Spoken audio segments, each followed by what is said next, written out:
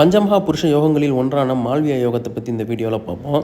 மால்வியா யோகம், இந்த மால்வியா யோகத்தை கொடுக்கக்கூடிய கிரகமானப்பட்டது என்னன்றதை பார்த்தீங்கன்னா சுக்கிரன். அப்போ இந்த மால்வியா யோகம் ஒரு லக்னத்தில் எப்படி உருவாகும் அப்படின்றத பார்த்தீங்கன்னா, லக்னத்தின் கேந்திர வீடுகள் என்று சொல்லப்படக்கூடிய 1, 4, 7, 10 போன்ற வீடுகளில் சுக்கிரன் ஆட்சியோ உச்சமான இந்த மால்வியா யோகம் உருவாகும். அப்போது இதில் நான் 2 லக்ன அமைப்பு போட்டிருக்கேன். ஒன்று மிதுன லக்னம். இதில் பார்த்தீங்கன்னா 10ஆம் வீடான மீனத்தில் சுக்கிரன் உச்சமாவார்.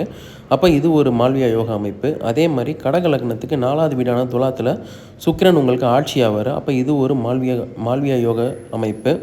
அப்போது இந்த மால்வியா யோகம் எந்தெந்த லக்னத்துக்கெல்லாம் பொருந்தும் அப்படின்றத பார்த்தீங்கன்னா, இது 12 லக்னத்துக்குமே இந்த யோகமானது பொருந்தும். இந்த யோகத்துக்கு நிறைய விதிவிலக்குகள் இருக்குது. அதை நான் அடுத்த வீடியோவில் போடுறேன். அப்போ இந்த யோகம் என்ன செய்யும் அப்படின்னு பார்த்தீங்கன்னா, இந்த இந்த ஜாதகருக்கு ஒரு சொகுசான நல்ல வாழ்க்கையை ஒரு 30 வயசுக்கு மேலே இந்த சுக்கிர தசை வரும்போது இந்த ஜாதகர் கண்டிப்பாக அனுபவிப்பார்.